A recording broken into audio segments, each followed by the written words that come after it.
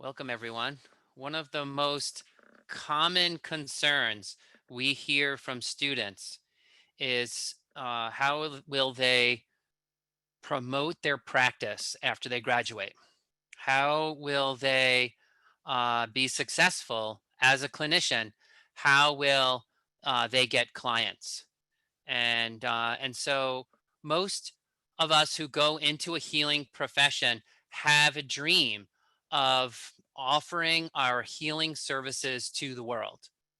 And so there's only one obstacle to that for many of us, which is finding the people who will listen, right? Finding people who will be receptive, engaged, and want to participate and pay for the services that we offer. And so that is the subject of tonight's discussion. There's so many different aspects to creating a business. There's the legal setup. There's bookkeeping and accounting, records keeping. There is finding an office space, or setting up technology that you're going to be using. All these different questions that could come up with starting a business. And I'm just going to make the big and somewhat bold claim that all of those are much easier problems to solve than how to promote and market yourself successfully. It seems that the most difficult aspect to business is finding clients, making them happy, and making them so happy that they go out and talk about your practice, right? So that's our goal. Is that first key step of that is finding them and getting them to say yes, and then your ability to provide the service that makes them happy. I'm going to treat that as a given on tonight's call. And so our focus is to show our students and to you who um, everyone else who's on this call tonight, how to succeed as a clinician in alternative medicine. And the scope of today's presentation, I'm going to talk one about some of the biggest mistakes that complementary and alternative medicine clinicians make when they're promoting themselves, and then the top three solutions to a successful clinical practice. And I'm just going to say, like Ayurveda, because I come from an Ayurveda background, this is highly individualized stuff. So it's not that nothing I'm saying tonight is a rule, but it's more a heuristic or a rule of thumb, because you can be successful in anything if you know how to pitch it well, and you can take all these different angles and make it successful.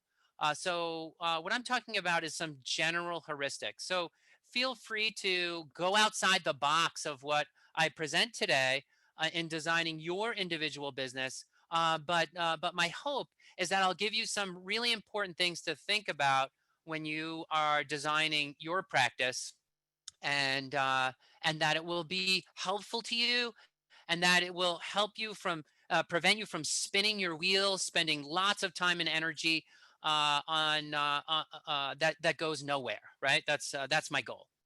And this is me. Hi, I'm John Immel. I'm the director of the Joyful Belly School of Ayurveda, and in our school we offer two Ayurveda certification programs. One a 2-year program where we certify our students to be Ayurveda health counselors, a very broad and far-reaching certification where our students can sort of go into any area. And then we also offer a highly specialized 1-year program, Mastering Ayurveda Digestion and Nutrition, which is for people who want to go really deep in that area. So one of our courses broad, one of our other course very deep. Both of our courses very challenging, um, and practically oriented, as tonight's talk will be. Also, um, also, today's talk is sponsored by the American Association of Biocharacteristics Clinicians, which is a professional certification for Ayurveda, Unani Tib, and Greek medicine practitioners. And we'll see, we'll see how that kind of integrates with some of what we'll be discussing tonight. The AABC certifies practitioners in Ayurveda, Unani medicine, and Greek medicine, and also explains these modalities in professional language, common sense language that makes sense to everyday people and appeals to modern healthcare providers. And so we'll talk just a little bit about that later. All right, so let's just jump right in, and I'm going to talk about the mistakes first. The big mistakes that practitioners make that hamper their ability to appeal to a client, to get a client to yes.